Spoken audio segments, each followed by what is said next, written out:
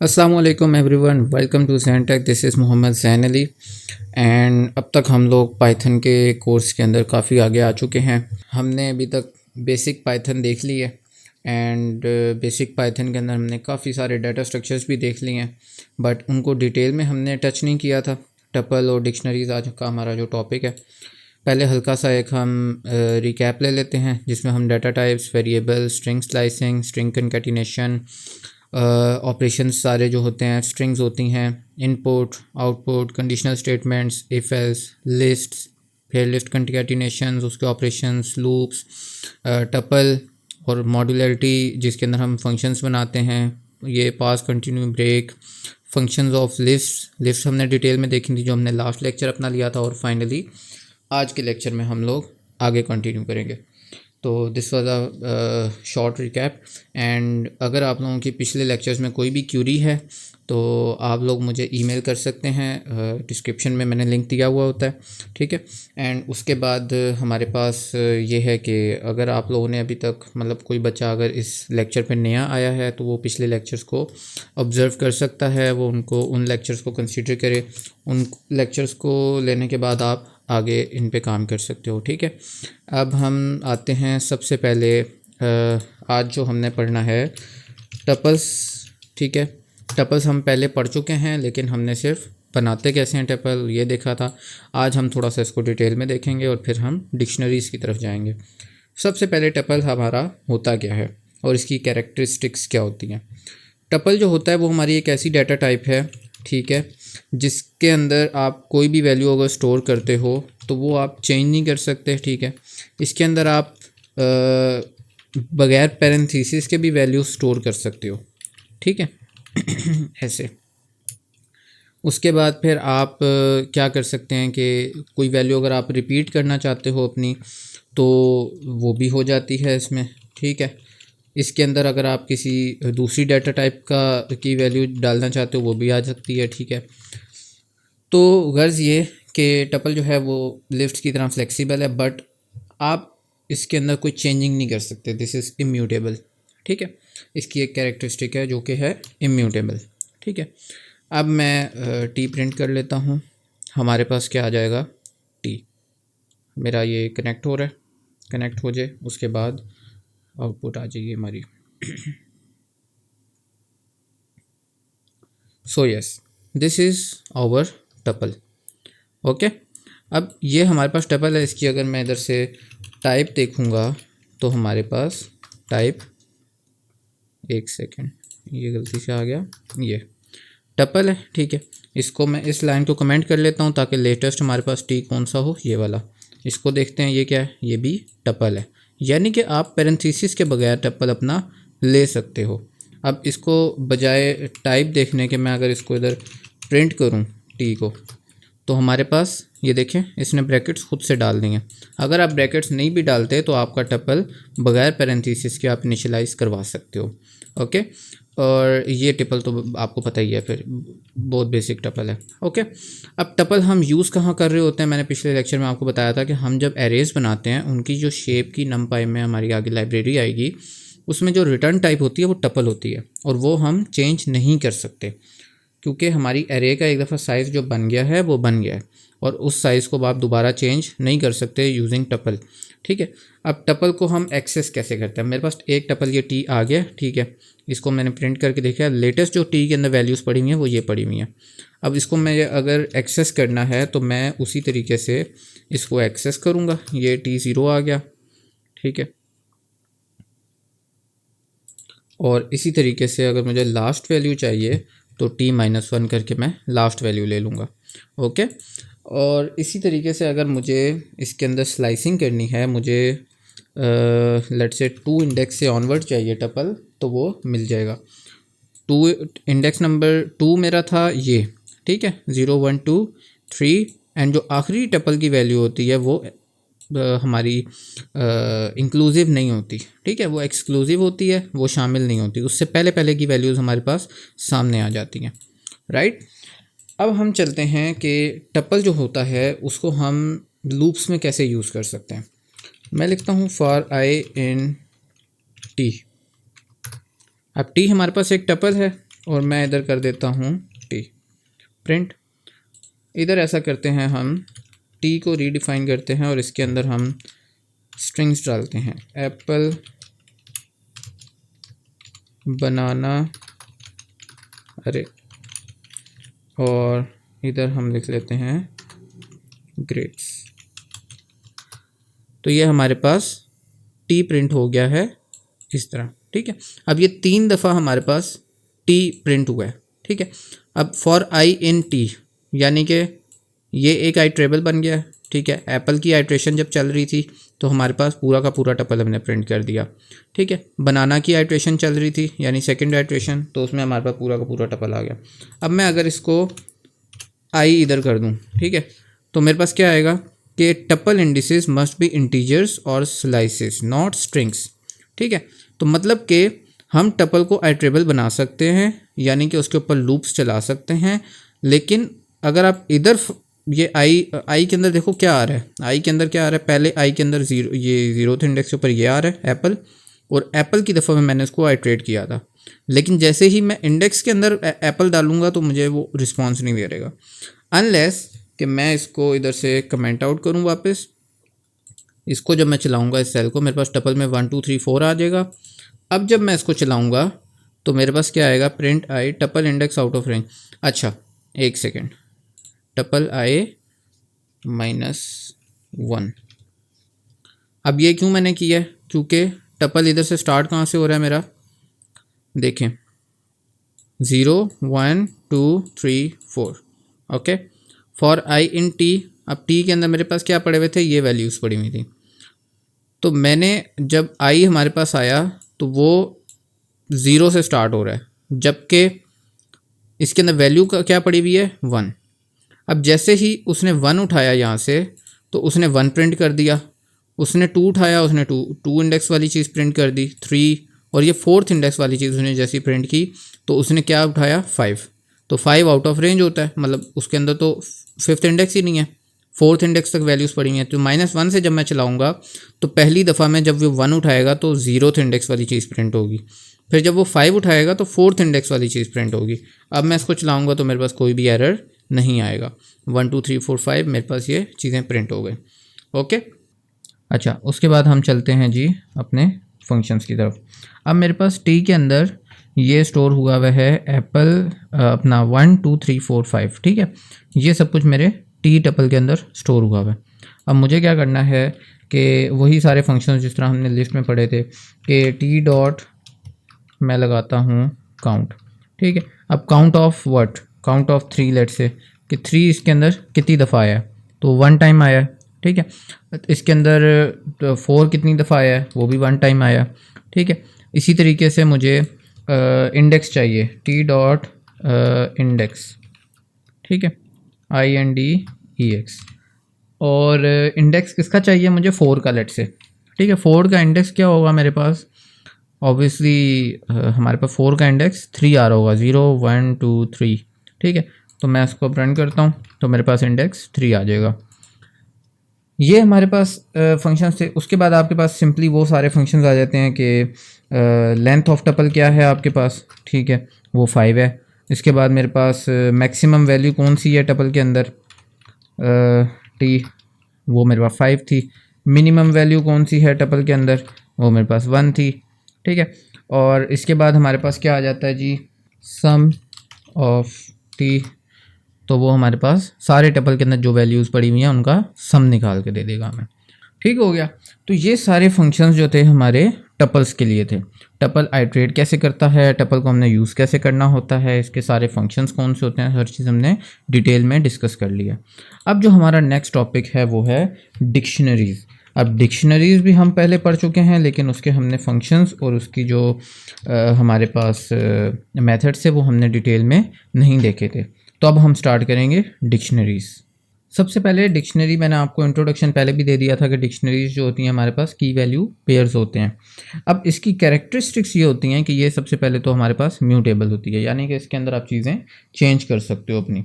अगर चीज़ें आप चेंज कर लेते हो तो उसके बाद फिर आप क्या करते हो कि चीज़ें चेंज करने के बाद आप इसको वैल्यूज़ अपडेट कर सकते हो। हाँ, कीज़ जो होती हैं इसके अंदर वो आपकी इम्यूटेबल होनी चाहिए। लेट से मैं आपकी एक डिक्शनरी बनाता हूँ, डाटा इज़ इक्वल टू, आपके पास ये डिक्शनरी बन जाएगी इधर जैन, और आगे मैं इसके लिख देता हूँ 21। ठीक है, मेरे पास ये एक डिक्शनरी है, उसके अंदर जैन और 21 मतलब नेम और एज की एक डिक्शनरी मैंने बना दी। ठीक है, इसको इनिशियलाइज करने के और भी बहुत सारे मेथड्स हैं। मैं लेट से इधर लिखता हूँ data 1 is equal to, dict का मैं इधर कीवर्ड यूज़ करूँगा, और name is equal to let's say Jain, और एज इज़ इक्वल टू 21। ठीक है, ये भी मेरे पास एक डिक्शनरी बन जाएगी। इसी तरीके से मैं अगर इसे कोई लिस्ट ऑफ टपल्स पास करता हूँ, data 2 is equal to again dict, ठीक है, उसके अंदर मैं एक लिस्ट बनाता हूँ, लिस्ट के अंदर मैं ये टपल ऊपर वाला पास कर देता हूँ उसको, ये इधर से सेम ये चीज़ उठाता हूँ मैं और ये इसको लिख देता हूँ।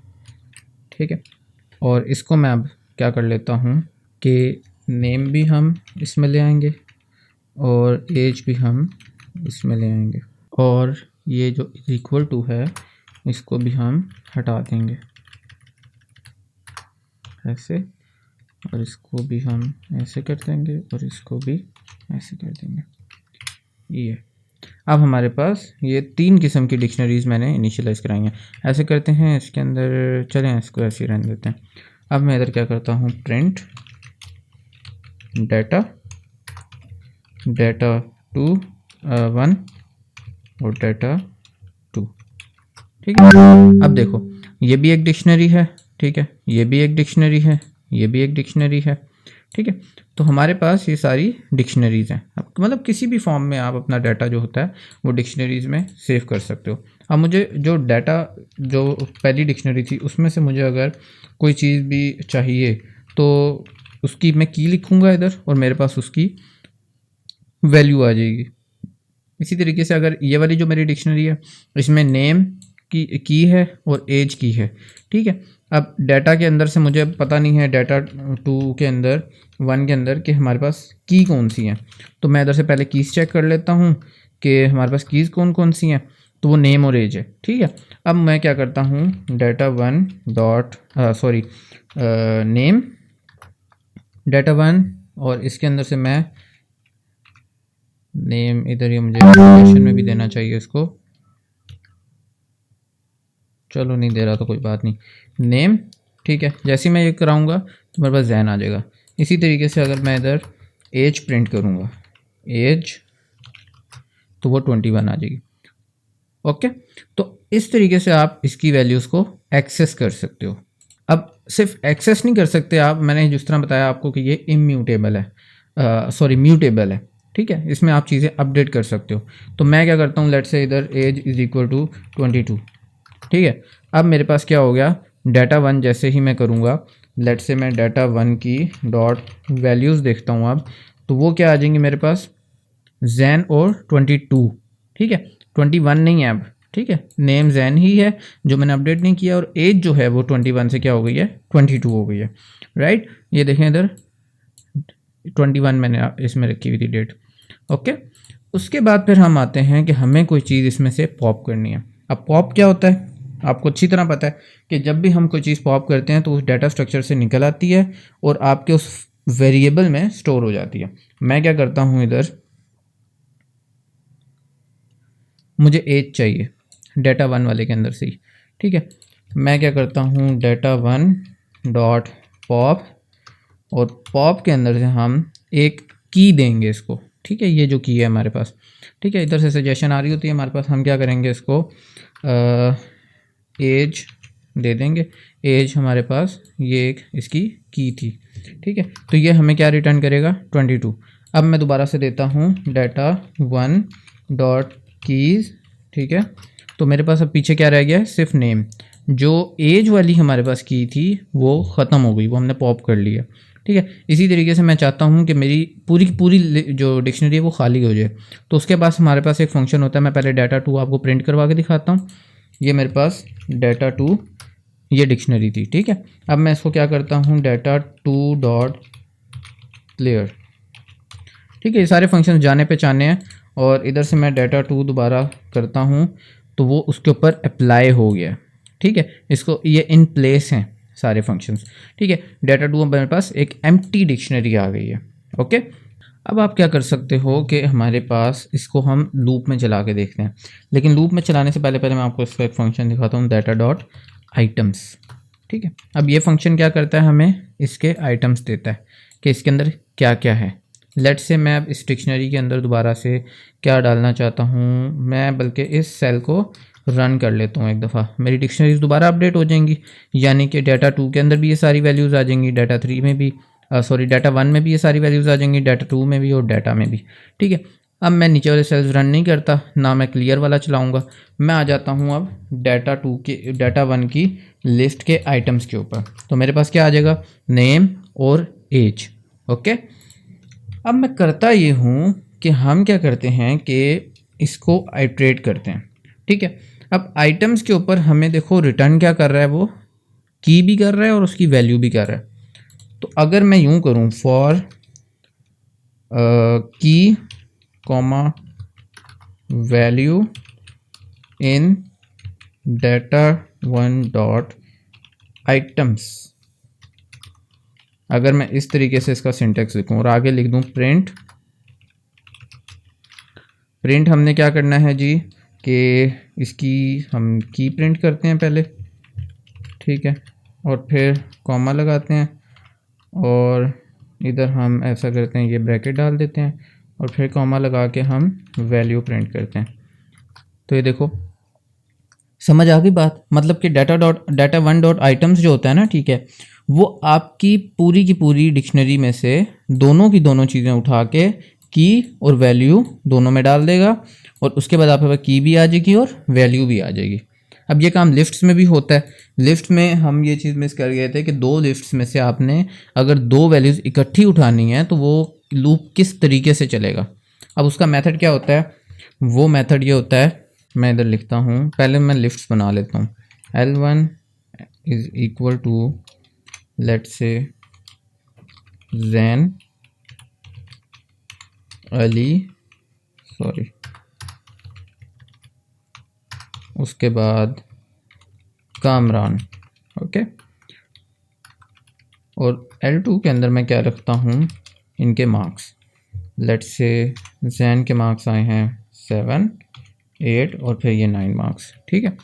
अब मैं क्या करता हूँ, for I J in zip, ठीक है, जिप में क्या करने लगा हूँ, L1 कॉमा L2, ओके। और मैं लिस्ट के अंदर क्या प्रिंट करूँगा, आई गॉट जे मार्क्स, बल्कि इधर हम डिवाइड बाय 10 भी लगाते हैं, 10 मार्क्स, ठीक है। जैसे ही मैं इसको रन करूँगा तो मेरे पास क्या आ जाएगा, जैन लिस्ट वन का, ठीक है, गॉट लिस्ट टू का 7 आउट ऑफ 10 मार्क्स। समझ आ गई यहाँ तक। अब इधर इसको आप जिस तरीके से चाहो ले सकते हो, इधर मैं नेम लिख लेता हूँ और इधर मैं मार्क्स लिख लेता हूँ, इधर भी मैं नेम लिख लेता हूँ आप लोगों की बेटर अंडरस्टैंडिंग के लिए, और इधर भी मैं मार्क्स लिख लेता हूँ, ठीक है। अब इसको मैं दोबारा चलाऊँगा तो मेरे पास वही रिज़ल्ट आएंगे, ठीक है। तो इस तरह जिप करके आप लिस्ट में यूज़ कर सकते हो। डिक्शनरी के अंदर आप simply data one dot items जैसी लगाओगे तो आपके पास दोनों वैल्यूज़ रिटर्न हो जाएंगी यहाँ पे, ठीक है।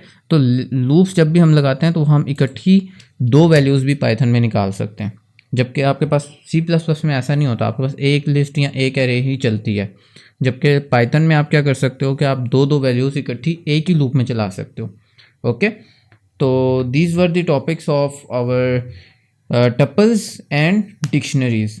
अब डिक्शनरीज के और भी काफ़ी सारे फंक्शंस होते हैं, but you guys have to मतलब कि data dot copy from key get. अब गेट क्या करेगा, आपको वही वैल्यूज आप की लिखेंगे इसको, ठीक है, वो आपको उसकी वैल्यू ला के देगा। Pop item, set default, update क्या करता है, आपकी उसकी डिक्शनरी की वैल्यूज़ को अपडेट करता है, ठीक है। ये सारे फंक्शंस हैं, ये आप लोग फिर मज़ीद इसको देख लीजिएगा। तो इधर तक अगर आपको किसी भी किस्म की कोई क्यूरी है तो आप लोग मुझे कमेंट सेक्शन में या फिर आप मुझे ईमेल के थ्रू बता सकते हैं, ठीक है। बाकी मिलते हैं इंशाल्लाह नेक्स्ट सेशन में हमारे। तब तक के लिए अपना ख्याल रखें। अल्लाह हाफ़िज़।